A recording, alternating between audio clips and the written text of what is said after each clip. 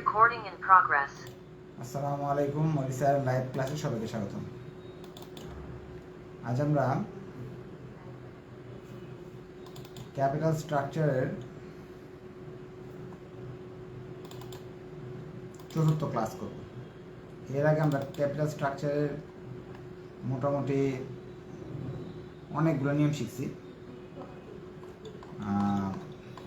NY approach, NI approach, দুটা নিয়ম শিখে ফেলছি। আজকে এমএম এর যে নিয়ম নীতি এগুলো শিখব। এমএমএরটা একটু কঠিন। এনওয়াই এবং এনআই অ্যাপ্রোচ যেগুলো আমরা শিখলাম গত 3 ক্লাসে 4টা অঙ্ক করছি, এখানে কিন্তু ট্যাক্সের আলোচনা ছিল না। এমএম এর হলো ট্যাক্সের আলোচনা আছে, এটা বেসিক কিছু আলোচনা আমি করবো আগে, পরে আমরা অঙ্ক করব। অঙ্কের মাঝখানে বেসিক আলোচনা করব।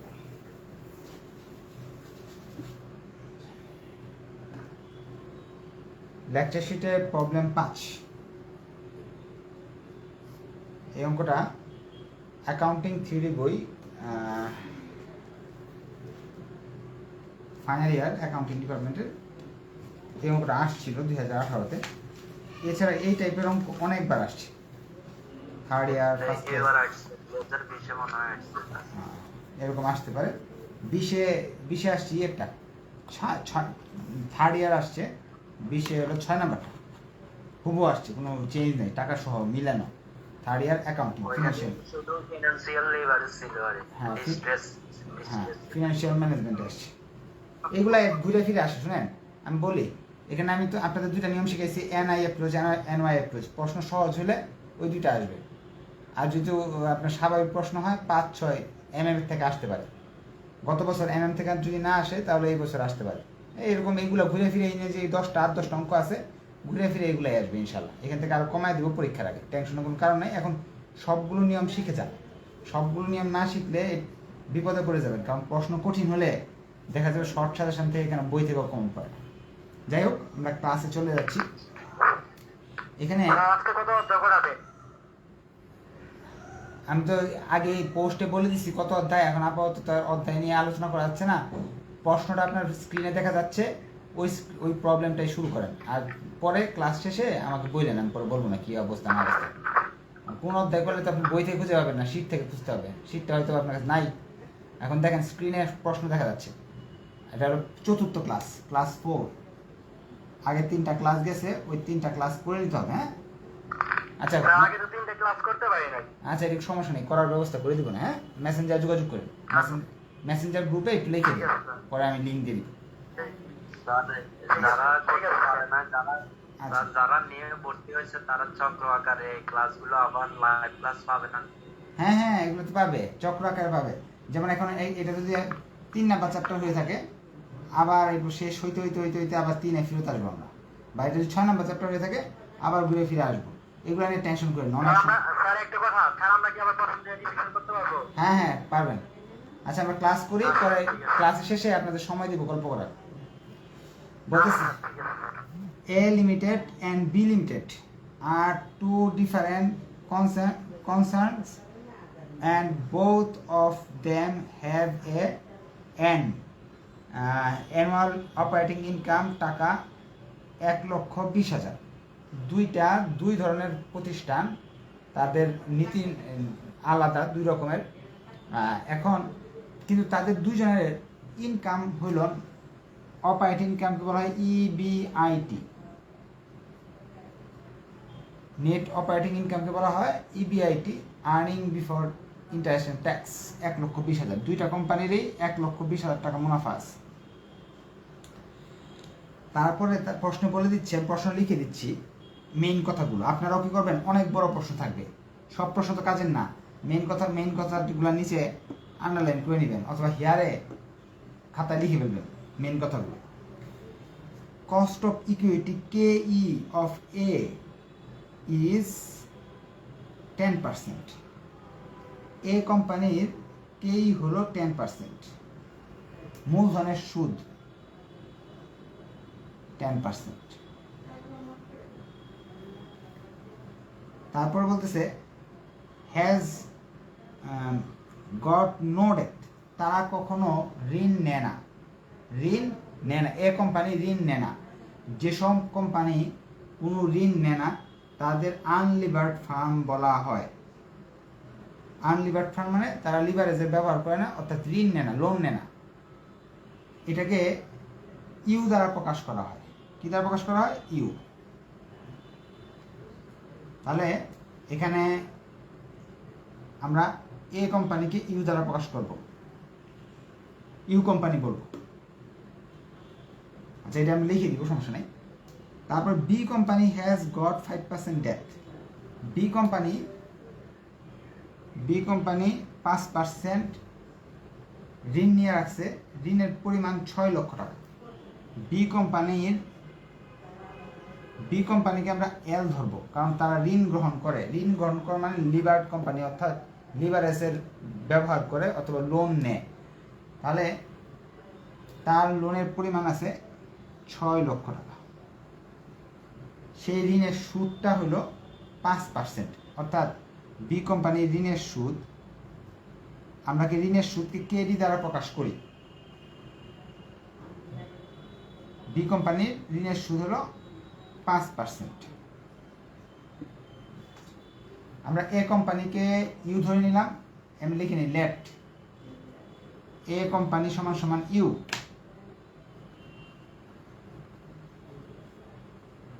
সমান সমান ইউ, বি কোম্পানি সমান সমান এল।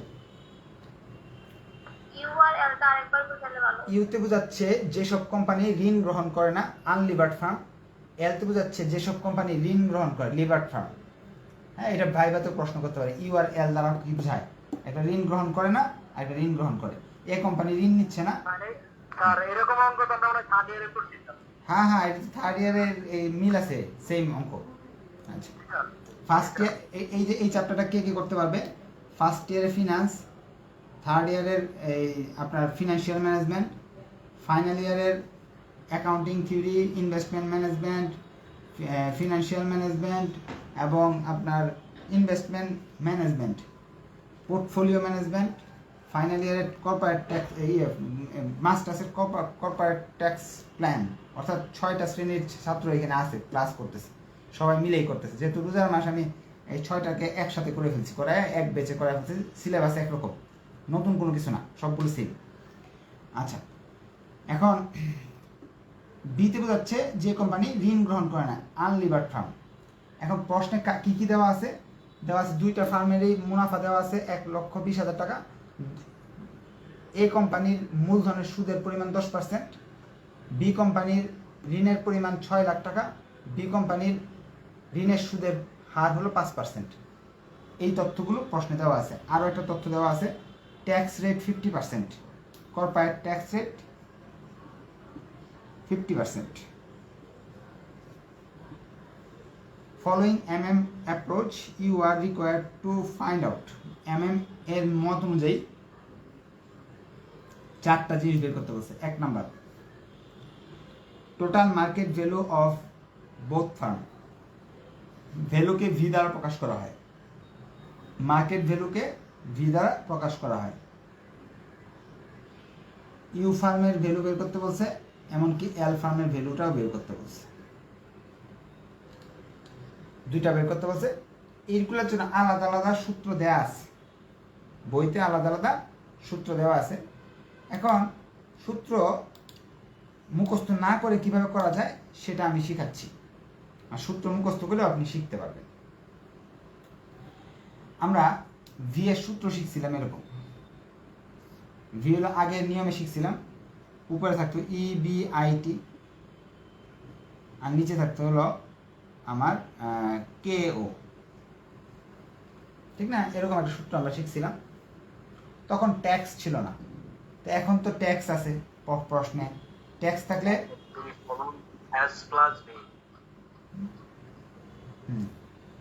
ভি সমান সমান S প্লাস বিও করছিলাম।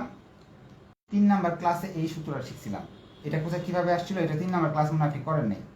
এটা এরকম ছিল, KO আর ভি, এইখান থেকে এটা এই পাশে চলে গেছে, এটা এখানে চলে আসছে। পরে ভি এর নতুন একটা সূত্র হয়েছে, ভি সমান সমান EBIT বাই KO। সূত্র মুখস্থ করেও অঙ্ক এই চ্যাপ্টার করে ফেলতে পারবেন, কিন্তু আমি চাচ্ছি একটু বেসিকটা জেনে নেন, তাহলে মনে রাখতে সুবিধা হবে। এখন উপরে তাহলে ইবিআইটি হবে, নিচে হবে 1 মাইনাস ট্যাক্স হবে। প্রশ্নে ট্যাক্স দেওয়া থাকলে 1 মাইনাস ট্যাক্স হবে। আগে ট্যাক্স ছিল না, এই জন্য ট্যাক্স লিখতাম না, এখন ট্যাক্স আছে, ট্যাক্স লিখছি। নিচে হবে কে ও, নাকি? এটাই তো জানলাম। আচ্ছা, একটা কোম্পানি যদি কোনো ঋণ না নেয়, তাহলে কেউ যে কথা কেই একই কথা। কেন? কেউ অর্থ কি?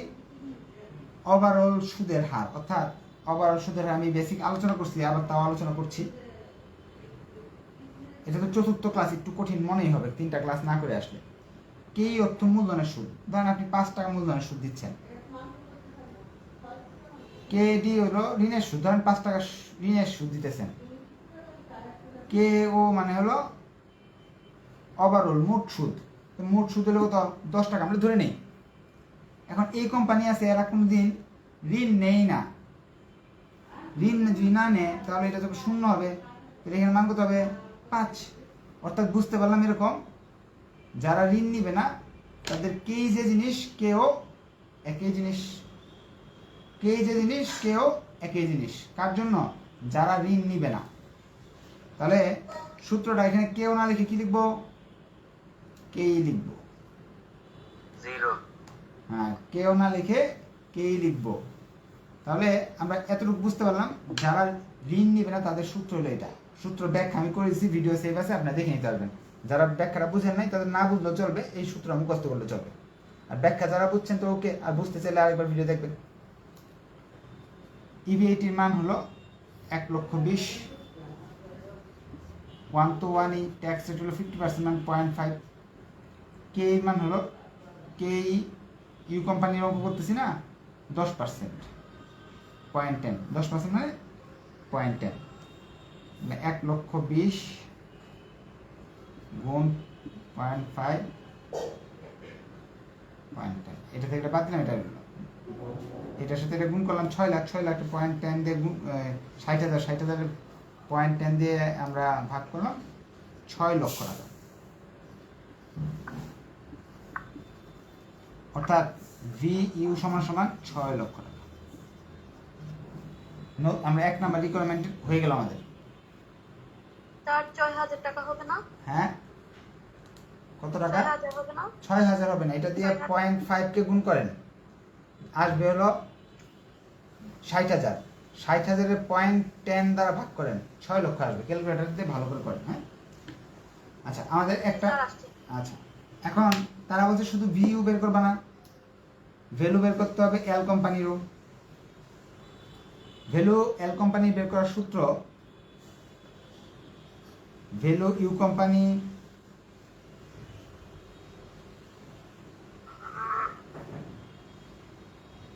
যোগ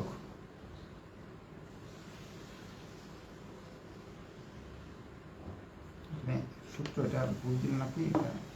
ভ্যালু ইউ চাইছে না, ইউ কোম্পানি, এল কোম্পানি।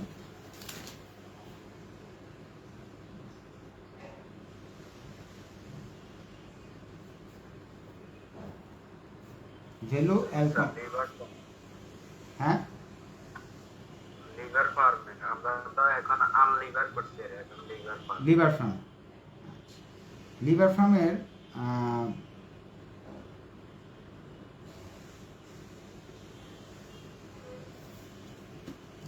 দেখি নেই। লিভার ফার্মের সূত্রটা হলো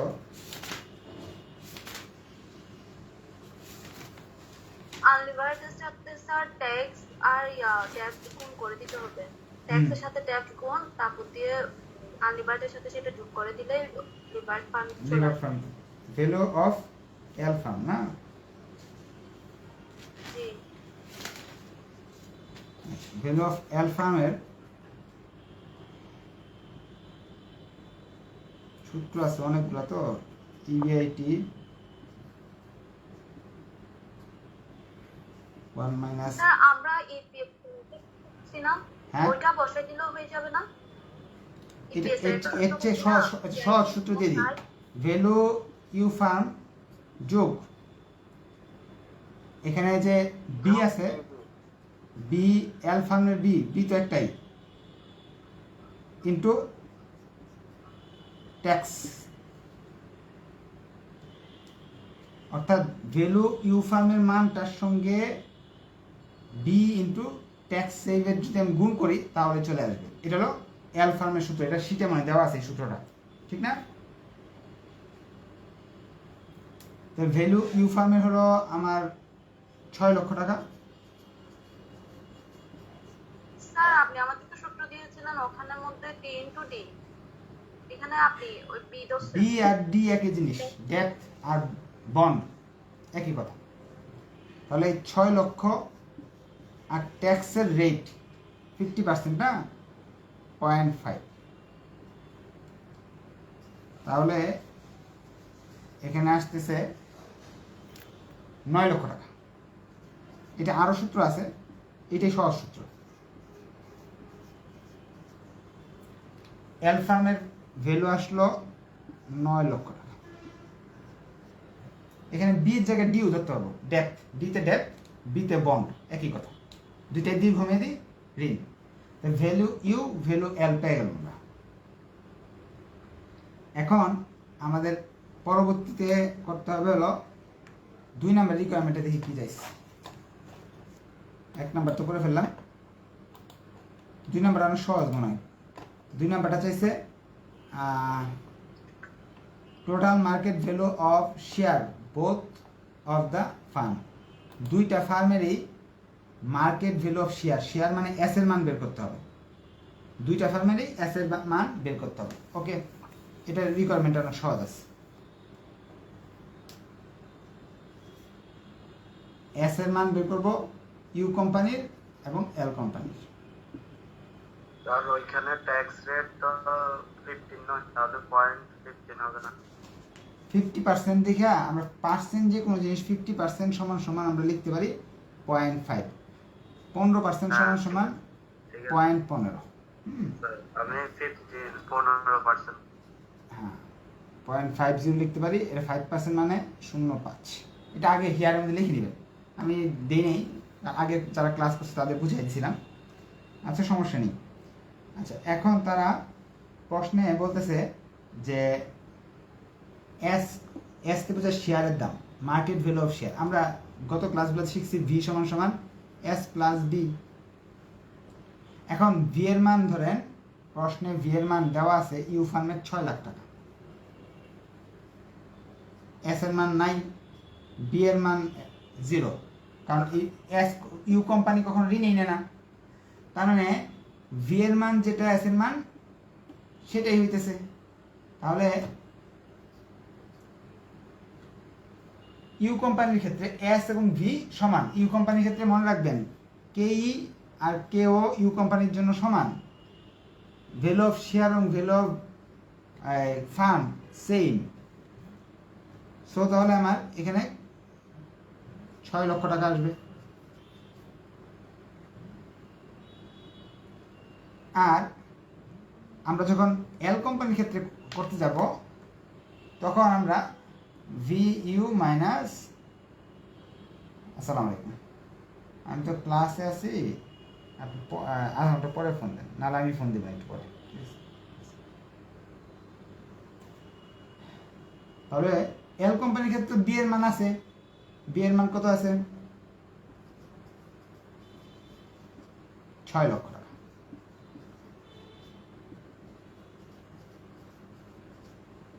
এস এর মান কত আসলো? 3 লাখ টাকা। 2 নাম্বার রিকোয়ারমেন্টটা একেবারে সহজ ছিল। আসলে এই অঙ্কটা সহজ, কিন্তু সূত্রগুলো একটু মনে রাখতে হয়। আমরা ইউ কোম্পানি থেকে বিয়োগ করলাম না কেন? ইউ কোম্পানি তো ঋণ নাই, শূন্য, বিয়োগ করলে তো 6 লাখে আসে। আপনি বিয়োগ করেন, ইউ কোম্পানি তো ঋণ নেয় না, ঋণের পরিমাণ দেয়া নাই, এই জন্য 0 বাদ দিলে তো এটাই আসে। সূত্র দিয়ে দিলে কি স্যার প্রবলেম হবে? না, প্রবলেম হয় না, দিয়ে দিতে পারেন, কোনো প্রবলেম হবে না। আচ্ছা, তাহলে আমাদের রিকোয়ারমেন্ট 2ও শেষ। আচ্ছা, 3 নাম্বার রিকোয়ারমেন্ট। স্যার ওই যে স্ক্রিনে মানে পিকচার শেয়ার করে একটা, এটা স্যার বিরক্তকর লাগে। ওর যার জুমে আছে স্যার বলবেন যে স্ক্রিনে পিকচারটা স্যার যাতে সরায় রাখ স্যার কেউ হয়ে বাজে গিয়ে একটু পরে পর আচ্ছা, আপনারা মাইকটা অফ করে ফেলবেন। হ্যাঁ, মাইকটা যদি অফ না করেন তাহলে কি হয় যে আপনার অন্য এই যখন প্রশ্ন করতে হয় তখন মাইকটা অন করবেন। এছাড়া মাইকটা অন করলে দেখা যায় অন্যদের ডিস্টার্ব হয় পড়তে, আমার স্ক্রিনটা চলে যায়, আপনার স্ক্রিনটা চলে আসে। হ্যাঁ, আচ্ছা, আমরা কাজ করবো, যেহেতু স্টুডেন্ট সংখ্যা বেশি না, অঙ্ক শেষে রিকোয়ারমেন্টটা শেষ করার পর প্রশ্ন করতে বলবো। হ্যাঁ, তাহলে আপনার মাইক অন করে প্রশ্ন করবেন, যেমন এই রিকোয়ারমেন্টটা শেষ, এখন এটার মধ্যে মানে কোয়েশন নেই, কোয়েশন থাকলে এখানে করতে পারেন এভাবে করে। আচ্ছা, এরপরে আমরা চলে যাচ্ছি রিকোয়ারমেন্ট 3-এ। রিকোয়ারমেন্ট 3-এ তারা বলতেছে cost of equity both farm. Cost of equity কেই বের করতে বলছে, দুইটা কোম্পানিরই কেই বের করতে বলছে। এখন দুইটা কোম্পানি যদি কেই বের করতে চাই, প্রথম কোম্পানির কেই তো দেওয়াই আছে এখানে, এখন দ্বিতীয় কোম্পানিটা বের করতে হবে। তারপর আমরা ইচ্ছা করলে সূত্র দিয়ে বের করে প্রমাণ করে দেখাইতে পারি কেইটা। আমরা কেই সূত্র শিখছিলাম এরকম, যে অনেকগুলো সূত্রই আছে। কেই বের করার সূত্র শিখছিলাম হলো এরকম সূত্র ছিল, এস সমান সমান ইবিআইটি বাই আর কি নেট ইনকাম বাই কেই। যখন এস এর মান বের করতে এইভাবে করি আমরা, তখন কিন্তু এবার তো কে এর মান বের করতে হবে, তাহলে কেটাকে এখানে নিয়ে আসবো সমীকরণের নিয়ম অনুযায়ী, এসটা চলে যাবে এই জায়গায়, তাহলে এসটা হয়ে যাবে এই জায়গায়, ঠিক না? এস যে কথা, ভি একই কথা, এস লিখলে যে কথা, ভি এখানে লিখতে পারি। আচ্ছা, ভি লিখলাম। সূত্রটা কিভাবে হয়েছে এটা আমি শিখাচ্ছি। এখন এখানে থাকে নিট ইনকাম। নিট ইনকাম কিভাবে আসে? নিট ইনকাম আসে হলো ইবিআইটি থেকে ইন্টারেস্ট বাদ দিতে হয়, পরে নিট ইনকাম আসে। ইন্টারেস্ট তো এই কোম্পানির নাই, সো আমি এখানে ইন্টারেস্ট 0 হইলে এখানে তাহলে ইবিআইটি থাকলো, যেহেতু আমাকে ট্যাক্স আছে 1 - t দিতে হবে ইন্টু 100। সূত্রটা এভাবে হয়েছে, আসছে এই সূত্রটা। এখন সূত্রের মানগুলো বসাই দিতেছি। ইবিআইটি হলো 1,20,000, 1 তো 1ই, ট্যাক্স রেট 50% মানে 0.50, ভ্যালু ইউ 6 লক্ষ। তাহলে আমাদের এটা ক্যালকুলেশন করলে উপর আসে 60,000, নিচে আসে 6 লক্ষ ইন্টু 100, 10% আনসার হয়। 10% কিন্তু দেওয়া ছিল, আমরা প্রমাণ করে দেখা যাক ঠিক আছে আমাদের হিসাব। এর পরবর্তীতে আমরা যখন এটা গেল এল কোম্পানি, ইউ কোম্পানির করতে যাব, তখন আমরা আরেকটা সূত্র ব্যবহার করতে হবে। এটা মনে রাখবেন, নতুন একটা সূত্র, কে ই ইউ যোগ K E U minus K D 1 minus tax B by S. এই সূত্র আমাদের এর পরের অঙ্কে কাজে লাগবে। প্রবলেম 6 যখন করব তখন বের করব, এইটা ব্যবহার করব। এই সূত্রটা এখানে ব্যবহার করলেও হবে। আপনি যদি মনে করেন কি এই সূত্রটা শিখবেন না, এই সূত্রটা এখানেও যদি লিখেন তাও হবে। কে বের করার সূত্র হলো এটা, কে ই ইউ অর্থাৎ এই 10%, অর্থাৎ কে, আবার দেখবেন বই আবার কেই দেয় নাই, অনেক জায়গায় দিচ্ছে কে ও, এখানে কেও দিয়েও করছে অনেক জায়গায়। এটাও রাইট, কারণ কেই যে কথা, কেও একই কথা, কারণ ছোট এল কোম্পানির কেই আর কেও এক জিনিস। 10% মানে 0.10 লিখতে হবে, 10% যোগ 0.10 মাইনাস কে ডি মানে কয় পার্সেন্ট? 5%। ট্যাক্স হলো 0.5, বি বি এর মান দেওয়া আছে, বি এর মান হলো 6 লক্ষ। এল কোম্পানির এস এর মানও দেওয়া আছে কত, 3 লক্ষ।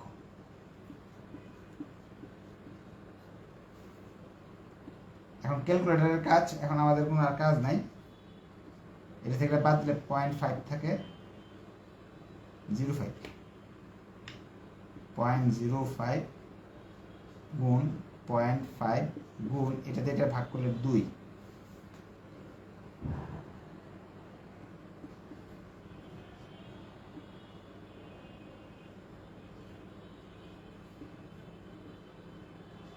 পয়েন্ট 15 অর 0.15কে আমরা 100 দিয়ে গুণ করলে 15%। কে ইউ কোম্পানির 15% ঋণের সুদ, অর্থাৎ 3 নাম্বার রিকোয়ারমেন্ট আমরা কে ইউ এর পাইছি 15%। চলে যাচ্ছি আমরা 4 নাম্বার রিকোয়ারমেন্টে।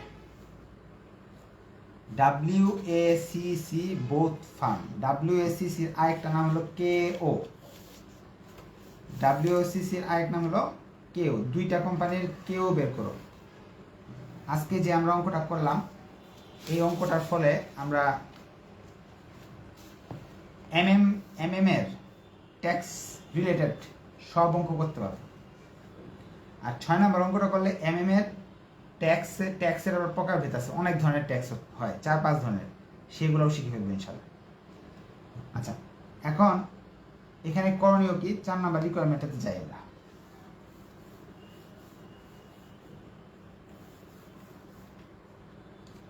চার নাম্বার রিকোয়ারমেন্টে বলতেছে কেও বের করো ইউ কোম্পানির, কেও বের করো এল কোম্পানির। আমরা জানি ইউ কোম্পানির কেও যে কথা, কি একই কথা,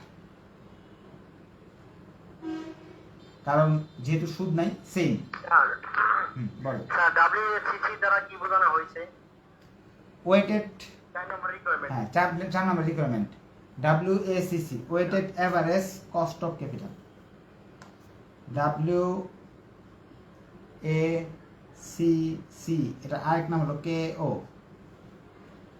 W তে weighted average cost of capital, অর্থাৎ সব মিলে মোট সুদের হার কত, মূলধনের সুদ, ঋণের সুদ, দুইটা মিলে সুদের হার। এটা আরেকটা হলো KO লেখা যেতে পারে। এখন ইউ কোম্পানিরটা আমার করতে বলছে, আমরা জানি ইউ কোম্পানির WACC যে কথা, এল কোম্পানির ইউ কোম্পানির KO বা WACC যে কথা, কেই একই কথা, কারণ কি এটার মাঝে কোনো সুদ নাই। সো আমরা এই যে কোনো সূত্র ব্যবহার করে এটা বের করতে পারবো। যদি মনে চায় আপনার এই সূত্র, একটু আগে যে সূত্র ব্যবহার করছেন 3 নাম্বার রিকোয়ারমেন্টে যখন যে সূত্র ব্যবহার করছেন এটাও ব্যবহার করতে পারেন।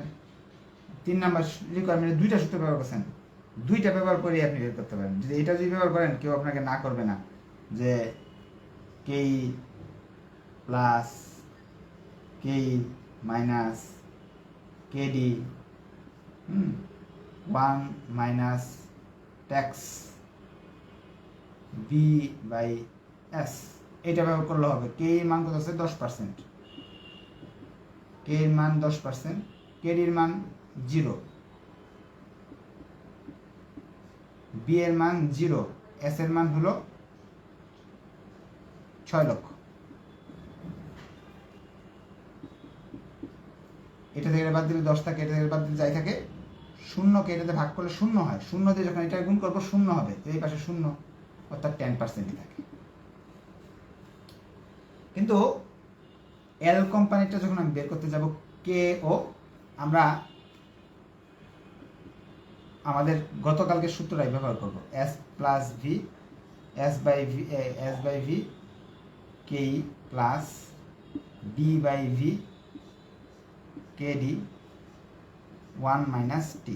যেহেতু এটা আমাদের চতুর্থ ক্লাস, প্রশ্ন আর কি যতটুকু সহজ মনে হয় ততটুকু না, যত ক্লাস যত বেশি হবে আর কি, দূরে যেতে থাকবে প্রথম দেখবেন 1 2 3 ক্লাস অনেক সহজ লাগবে, কিন্তু পরে 4 নাম্বার 5 নাম্বার বা 6 নাম্বার ক্লাসগুলো কঠিন লাগবে কিছুটা। এস এর মান প্রশ্নে দেওয়া আছে, এটাকে এল কোম্পানির বের করতেছি, যেহেতু এল কোম্পানির এস এর মান 3 লাখ লিখবো, এল কোম্পানির ভি এর মান 9 লাখ টাকা লিখবো,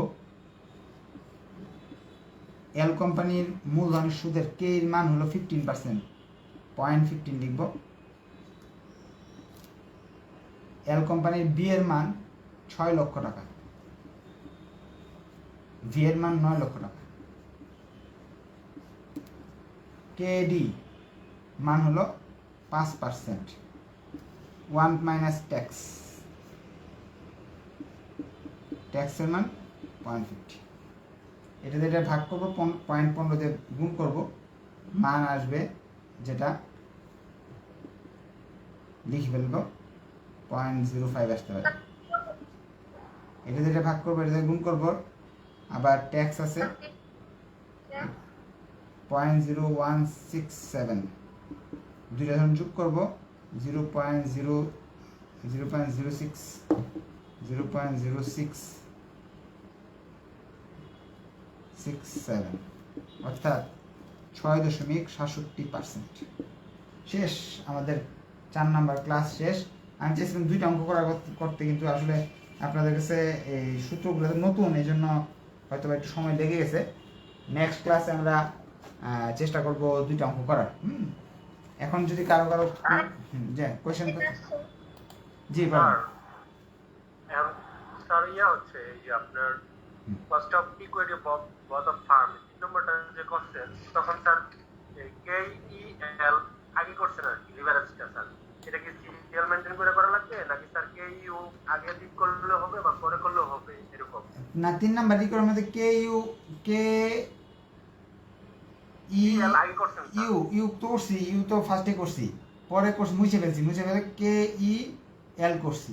3 নাম্বার রিকোয়ারমেন্ট আপনি খেয়াল করেন না হয়তো বা, ইউ এরটা আগে করছি, এল এরটা পরে করছি। সবগুলো ইউ আগে করবেন, এল এরটা পরে করবেন, কারণ ইউ এর অনেক ইনফরমেশন এল এর প্রয়োজন হয়। হ্যাঁ,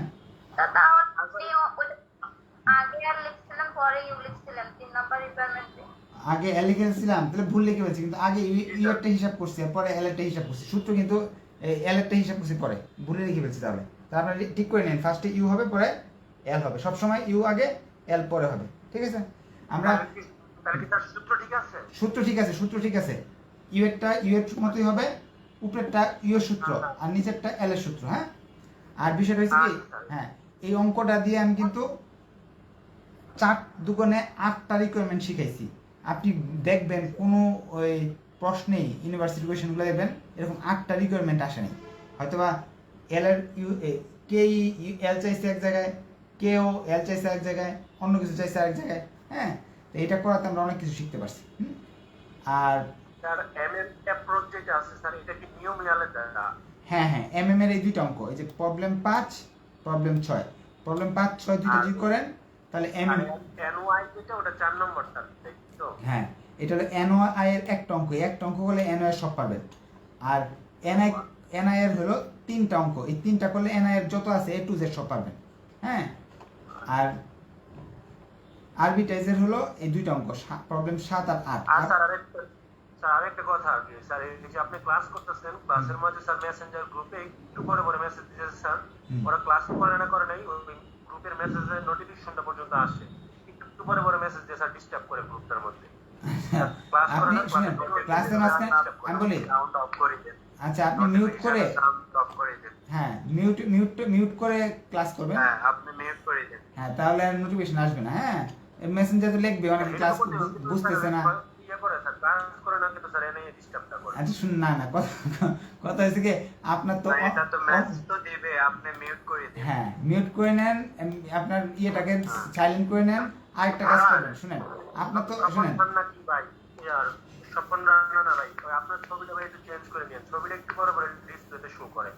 আচ্ছা এখন শুনেন আরেকটা বিষয় বলে দিই, ওই যে ইয়েটা যে আছে, আমরা তো স্যার এখনো বই কিনি নাই স্যার, এখন কি স্যার বই কিনতে হবে?